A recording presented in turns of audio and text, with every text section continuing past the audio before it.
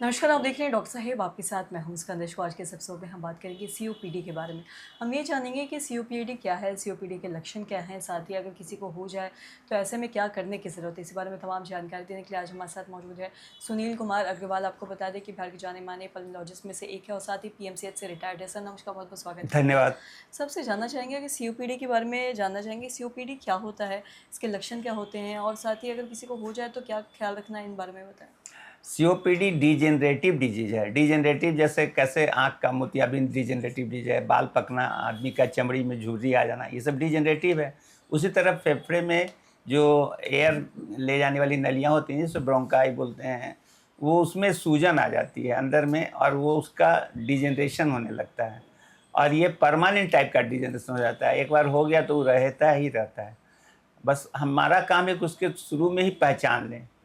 अगर कारण जानना चाहेंगे तो इसका सबसे बड़ा कारण है स्मोकिंग। जैसे सिगरेट पीने से सबसे ज़्यादा होता है ये। क्रोनिक ब्रोंकाइटिस जो बीमारी है, हर साल जाड़े में खांसी होना या मौसम बदलने पे खांसी होना, जिसे कहते हैं क्रोनिक ब्रोंकाइटिस। और उसके बाद ये सीओपीडी का रूप ले सकता है। तीसरा जो सबसे बड़ा कारण है पॉल्यूशन। चौथा जो है घर में जो धुआं पे खाना बनता है, गोईठा पे, कोयला पे, ये सब का धुआं जो है ये सीओपीडी का बहुत बड़ा कारण है हमारे देश में। तो इन चीज़ों के प्रति लोगों को जागरूक करना और जितना कम धुआं का उपयोग कर सके, धुआं के पास रहें। इवन पैसिव स्मोकर, स्मोकर तो होते ही है, पैसिव स्मोकर भी हार्मफुल है।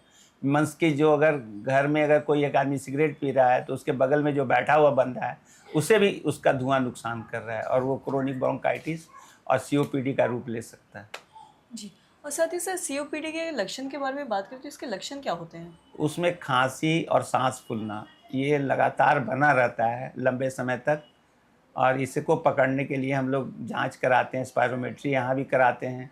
और फिर उसका जो सीओपीडी के ग्रेडिंग होते हैं, माइल्ड, मॉडरेट, सीवियर, तो किस ग्रेड का सीओपीडी है उसको हम लोग डिफ्रेंशिएट करके फिर अकॉर्डिंग टू उसका इलाज शुरू करते हैं। जी। और साथ ही सर अगर किसी को सीओपीडी हो जाए तो इसका इलाज करवाना कितना ज़रूरी है, इस बारे में थोड़ा बताएँ? इलाज बहुत ही ज़रूरी है।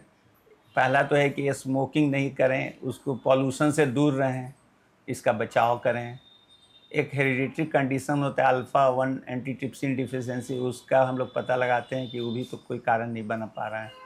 और बचाव में ये है कि दूर रहें, इन चीज़ों को अवॉइड करें और इसका जो प्रॉपर गोल्ड जो गाइडलाइंस है उसमें जो ट्रीटमेंट लिखा हुआ है, इनहेलर देना है, ब्रोंकोडायलेटर देना है, वो सब देना है लंबे समय तक। जी सर, बहुत-बहुत शुक्रिया तमाम जानकारी देने के लिए। तो आशा करते हैं दर्शकों कि आप ये समझ पाए होंगे कि सीओपीडी क्या है, इसके लक्षण क्या है और साथ ही साथ अगर किसी को हो जाए तो उन्हें किन खास बातों का ख्याल रखना है। और साथ ही जैसे कि डॉक्टर साहब ने बताया कि किसी को सीओपीडी हो जाता है तो ऐसे में डॉक्टर से कंसल्ट करना, इसको दिखवाना कितना ज़रूरी है। तो आशा करते हैं तमाम जानकारी आपके लाभदायक रहे। तो आज के इस वीडियो में इतना ही। वीडियो देखने के लिए आपका धन्यवाद।